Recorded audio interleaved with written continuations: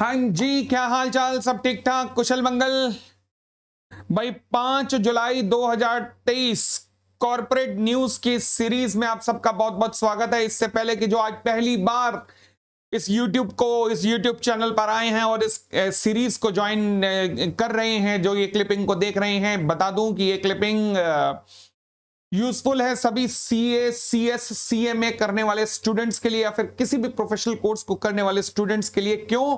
क्योंकि आपने professional courses के अंदर आप कानून पढ़ते हैं और यहां पर इस सीरीज के अंदर रियल वर्ल्ड में जो कॉर्पोरेट घटनाएं घट रही हैं उनको लॉ के साथ लिंक करके दिखाया जाता है।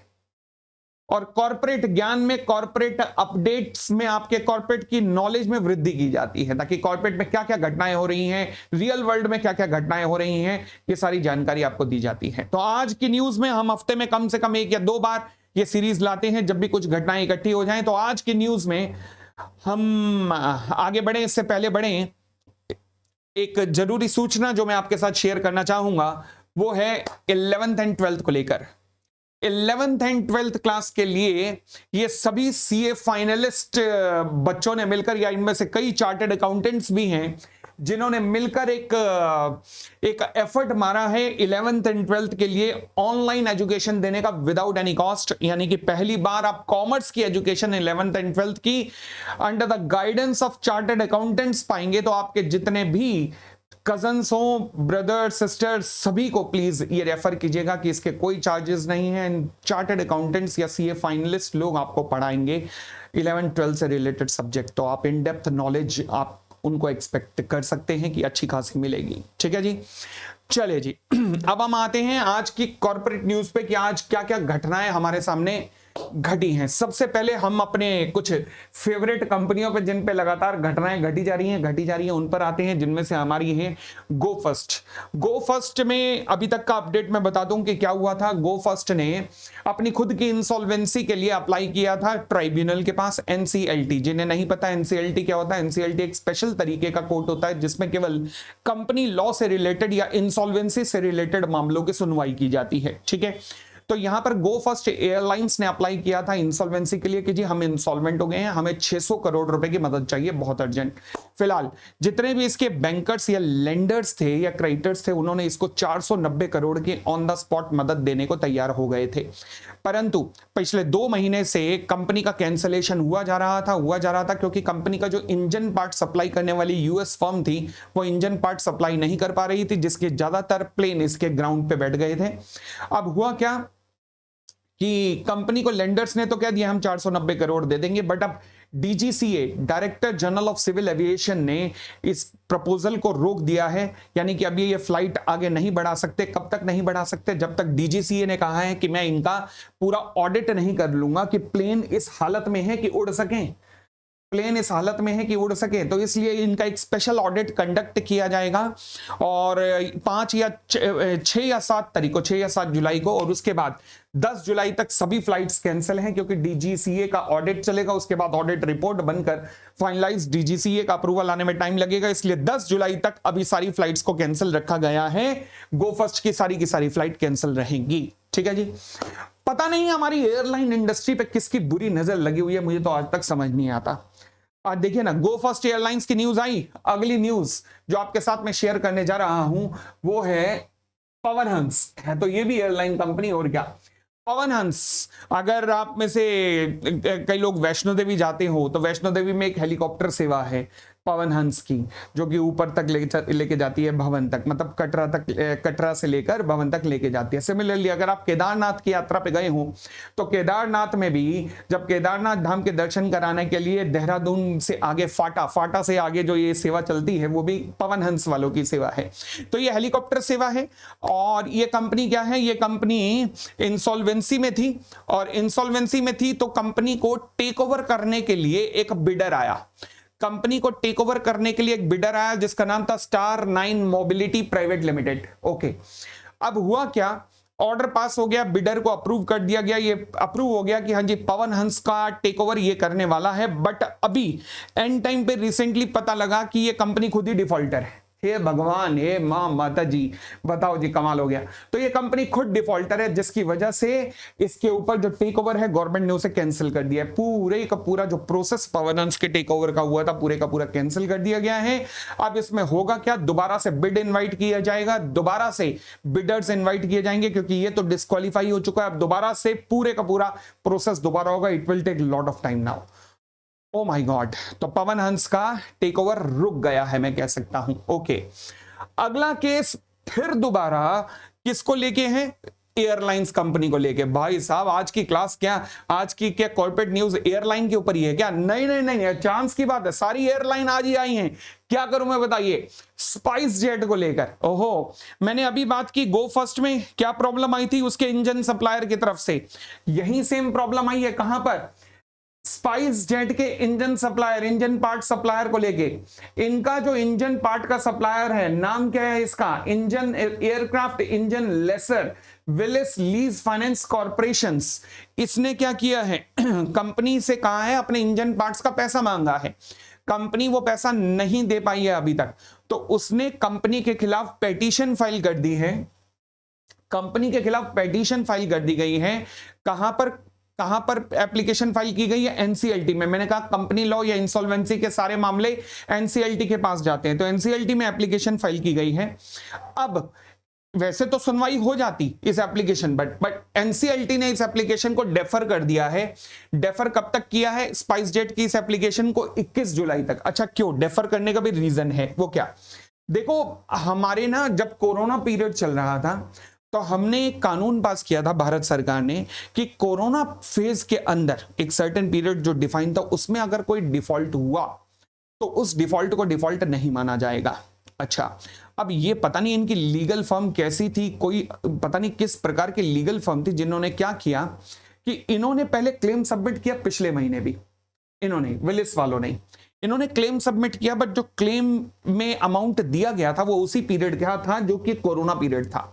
और हमने कहा था गवर्नमेंट के नोटिफिकेशन ने कि वो डिफॉल्ट नहीं माना जाएगा, तो इनकी एप्लीकेशन रिजेक्ट हो गई थी। अब इन्होंने एक सेकंड एप्लीकेशन फाइल की है, जिसमें कहा है कि और भी बहुत सारे डिफॉल्ट हैं, और भी बहुत सारे डिफॉल्ट हैं, और इस बार हमने वो सबमिट किए हैं। तो एनसीएलटी अब इस बात पे हियरिंग करेगा कि क्या ये सही में उससे पहले की डेट के इनवॉइसेस हैं या पहले की डेट के अमाउंट है जो कि पे नहीं किए, क्योंकि जो फेज कोरोना का फेज था, अगर उससे पहले के अमाउंट है जिनमें डिफॉल्ट हुआ है, तो एप्लीकेशन को एडमिट कर लेगा 21 जुलाई को। अगर एडमिट हो गई तो स्पाइस जेट भी इंसॉल्वेंसी के अंदर चली जाएगी। ओ माय गॉड,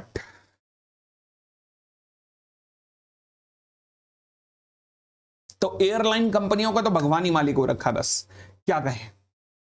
फिलहाल अगली न्यूज किसको लेकर है, जी को लेकर। आया है अपनी फेवरेट न्यूज है भाई साहब, है बड़ी इंटरेस्टिंग न्यूज। मगर आप ये वाक्य ना जिंदगी में कभी कभार सुनते हो, जो ये घटना मैं आपको बताने जा रहा हूं घटी है। पहले जी का थोड़ा सा अपडेट दे देता हूं। हुआ क्या, जी और सोनी ये आपस में मर्ज होने वाले थे। मर्जर कंप्लीट होना था इस साल मार्च तक, मगर कंपनी जी के प्रमोटर्स पुनीत गोयनका और उनके पिताजी सुभाष चंद्रा के खिलाफ कई तरीके की पिटीशन पेंडिंग हो गई कि कई बैंकों ने कहा इसने मेरा डिफॉल्ट किया, इसने मेरा डिफॉल्ट किया। सही में उन्होंने डिफरेंट सब्सिडरी कंपनीज के थ्रू डिफॉल्ट किए थे, जो कि नहीं होने चाहिए थे। अच्छा, हालांकि करोड़ों अरबों की प्रॉपर्टीज हैं, आराम से बेच के एक मतलब जेब से एक पर्स निकाल के बस पकड़ाएं तो सारे डिफॉल्ट ठीक हो जाएंगे, मगर अगेन चाहत नहीं है ना। तो हुआ क्या, अब सेबी ने इनके खिलाफ कई केसेस में जो इन्वेस्टिगेशन चल रही थी उसमें पाया कि इन दोनों पिता पुत्र ने शेयर होल्डर का जो फंड है उसको मिसमैनेज किया है, और इसलिए सेबी ने रोक लगा दी इनके ऊपर कि आप पिता व पुत्र किसी भी लिस्टेड कंपनी में डायरेक्टरशिप की पोस्ट होल्ड नहीं करोगे। परंतु मर्जर की एक कंडीशन थी कि जो जी सोनी की जो मर्ज करके एंटिटी बनेगी उसमें पुनीत गोयनका, सुभाष चंद्र यानी कि जी के मालिक उनके पुत्र पुनीत गोयनका जो है वो उसके मैनेजिंग डायरेक्टर रहेंगे 5 साल तक। तो इसका मतलब डील पे क्वेश्चन मार्क लग गया था। अब डील पे क्वेश्चन मार्क लग गया, ठीक है ना। तो इन्होंने क्या किया, सेबी के इस ऑर्डर के खिलाफ पुनीत गोयनका और सुभाष चंद्र ने सैट में एप्लीकेशन फाइल की। किसके पास, सैट क्या, सिक्योरिटी अपीलेट ट्राइब्यूनल। सेबी के ऑर्डर के खिलाफ आप सैट के पास जाते हो, तो इन्होंने सैट में अपील फाइल की। ठीक है, यहां तक की कहानियां मैं डिफरेंट कॉर्पोरेट न्यूज के अंदर पिछले 15-20 दिन से सबको बता रहा हूं। अब जो इंटरेस्टिंग वाकया घटा है, ओह, मैं अपनी लाइफ में इतने बड़े लेवल पे ये घटना पहली बार देखी है। हुआ क्या है, SEBI ask law firm representing Z founders against it to return the brief. क्या मतलब? क्या मतलब? कहता है जी, economic laws practice defended the founder of Zee entertainment in a case against the regulator in the security appellate tribunal. मतलब हुआ क्या है? मतलब ये अजीब वाकया घटा क्या है भाई साहब? ये अजीब वाकया, मतलब मैं अपनी लाइफ में कहूं तो मैंने पहली बार ये वाकया देखा है। और घटना घटी क्या है? घटना घटी है ये कि एक लीगल फर्म है जिसका नाम है इकोनॉमिक लॉ प्रैक्टिस। ये सेबी के पास empanelled top most legal firms में से एक है। अब जब सेट के पास केस चल रहा था तो उस केस के अंदर सेबी की कोई फर्म और थी, लीगल फर्म, और इकोनॉमिक लॉ प्रैक्टिस नाम की लीगल फर्म जो कि सेबी के पास इंपैनल्ड है, वो सेबी के अगेंस्ट लड़ने के लिए आ गई और जी के फाउंडर्स के फेवर में आ गई। अब हुआ क्या, सेबी के लिए थोड़ी अजीब सिचुएशन, सेबी को ऑकवर्ड सिचुएशन फील हुई और सेबी ने इस लीगल फर्म को कह दिया कि आप हमारे इंपैनल्ड हो और आप हमारे अगेंस्ट ही लड़ रहे हो, चाहे बेशक डिफरेंट केस में लड़ रहे हो बट हमारे अगेंस्ट लड़ रहे हो, तो इसलिए हमने आपको जितने केसेस दिए हम सारे वापस लेने जा रहे हैं। यानी कि एक केस के लिए पूरा इंपैनलमेंट कैंसिल कर दिया इनका सेबी ने। अब हालांकि थोड़ी अजीब घटना है कि यार ये तो मतलब अब क्या कहें, वो कह रहे हैं कि कॉन्फ्लिक्ट ऑफ इंटरेस्ट है। अब इसके ऊपर क्या जवाब दें कि ये सेबी का कहना है कि आपके लिए कॉन्फ्लिक्ट ऑफ इंटरेस्ट है और जो आपको नहीं करना चाहिए था, कि मतलब आप हमारे अगेंस्ट ही कुछ केस में, किसी केस में जा रहे हो जो कि इतना वाइटल केस है और बाकी में आप हमारे फेवर में लड़ोगे, तो क्या लड़ोगे? मतलब कॉन्फ्लिक्ट ऑफ इंटरेस्ट है जिस वजह से लीगल फर्म को हटा रहे हो।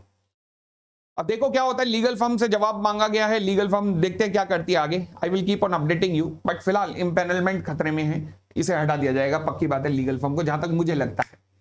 और कोई न्यूज? और कोई न्यूज? हाँ, आज की एक और कॉर्पोरेट न्यूज है जो है हिंदुस्तान कॉपर को लेकर। तो हिंदुस्तान कॉपर के सभी इन्वेस्टर्स जिन्होंने इन्वेस्ट किया हुआ है, मैंने सबसे पहले जब ध्यान रखना, हमारी संडे टू संडे एक सीरीज चलती है जिसमें हम किसी कंपनी के फंडामेंटल का एनालिसिस करते हैं। मैंने सबसे पहले जब ये सीरीज शुरू की थी तो सबसे पहले जिस कंपनी का एनालिसिस किया था उसका नाम था हिंदुस्तान कॉपर। भारत की सबसे बड़ी कॉपर कंपनी, भारत सरकार की कंपनी कहलाती है ये, भारत सरकार की, और ब्राइट फ्यूचर, बहुत बेहतरीन कंपनी गोइंग फॉरवर्ड। एंड जिसके बारे में क्या कहूँ, मतलब बेहतरीन कंपनी, फाइनेंशियल टर्म में देख लो, ऑर्डर बुक देख लो, मैनेजमेंट देख लो, हर टर्म्स में बेहतरीन। और ग्रो इंडस्ट्री वाइज भी देखो तो इंडस्ट्री, कॉपर इंडस्ट्री जो है मतलब ग्रोइंग इंडस्ट्री है, क्योंकि चाइना के मुकाबले हमारे हमारे देश में जो पर कैपिटल कंजम्पशन ऑफ कॉपर है वो कुछ भी नहीं है, कुछ भी नहीं है, हार्डली कितना 5% है चाइना के मुकाबले में। तो मतलब एवर ग्रोइंग इंडस्ट्री है, कह सकता हूं। फिलहाल हिंदुस्तान कॉपर के जितने शेयर होल्डर हैं उनके लिए एक अच्छी न्यूज है। Hindustan copper two float tender for राखा कॉपर माइंस एक्सपेंशन। झारखंड में एक बहुत बड़ी माइंस है ये कॉपर माइंस, और जहां पर पिछले कई साल से प्रोडक्शन बंद था। कब से बंद था? शायद लिखा होगा ईयर 2000 से बंद था, 2000 से प्रोडक्शन बंद था। अब कंपनी ने वहां पर प्रोडक्शन शुरू कर दिया है, हालांकि एक दो कुछ अप्रूवल रह गई हैं, बट कंपनी ने उसके लिए लगभग $10 बिलियन का फंड चाहिए था, वो कंपनी ने इकट्ठा कर दिया है। कहां से इकट्ठा किया है? पहला, बड़े बड़े इन्वेस्टर से, और जब बड़े बड़े इन्वेस्टर से ही पैसा लिया जाता है इसे कहते हैं क्वालिफाइड इंस्टीट्यूशनल प्लेसमेंट।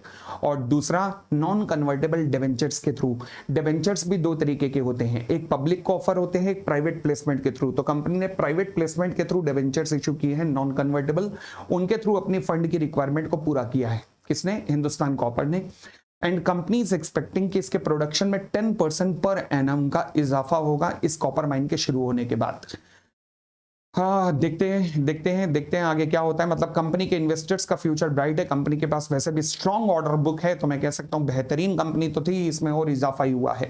तो अच्छी खबर है हिंदुस्तान कॉपर्स के सभी इन्वेस्टर्स के लिए। चलिए जी, तो ये थी दोस्तों हमारी आज की corporate news, and I hope आपको अच्छा लगा होगा। प्लीज हो सके तो जरूर कमेंट में लिखा करो कि सर आज की बेहतरीन सबसे अच्छी न्यूज आपको कौन सी लगी, प्लीज मुझे जरूर बताना। जब आप कमेंट लिखते हो, ऐसे कमेंट पढ़ के लगता है कि बच्चे ध्यान से सुन रहे हैं और इसे एंजॉय कर रहे हैं और लग रहा है कि हमारी नॉलेज बढ़ रही है। एंड मैं ऐसी न्यूज लगातार लाता रहूंगा, हफ्ते में 2-3 बार, जितनी बार भी, जब मुझे लगा कॉर्पोरेट्स की 4 या 5 न्यूज इकट्ठी हो गई हैं जो आपके नॉलेज के लिए जरूरी हैं, मैं लाता रहूंगा। अब मैं इसी सीरीज के अंदर एक और चीज भी शुरू करने जा रहा हूं कि अब जीएसटी से रिलेटेड भी ज्ञान आपको अपडेट करता रहूंगा। मैं नहीं करूंगा, मेरे डिफरेंट टीचर्स जो डिफरेंट फैकल्टीज है वो जीएसटी पढ़ाती हैं, मैं उनके थ्रू करवाऊंगा आपको अपडेट। तो मैं उनको कॉल पे लूंगा, वो संवाददाता के रूप में मेरे साथ में आएंगे और आपको नॉलेज अपडेट करेंगे। तो same will be the case with income tax as well. तो आपकी नॉलेज अपडेशन को और आगे लेके जाने की एक कोशिश है। आई होप आपको ये पसंद आया होगा effort. Thank you, thanks a lot. और जिन्होंने चैनल को लाइक नहीं किया प्लीज लाइक कर दीजिएगा एंड शेयर कर दीजिएगा, हो सके तो अपने मित्रों के साथ भी। बाय बाय, टेक केयर, खुश रहिए।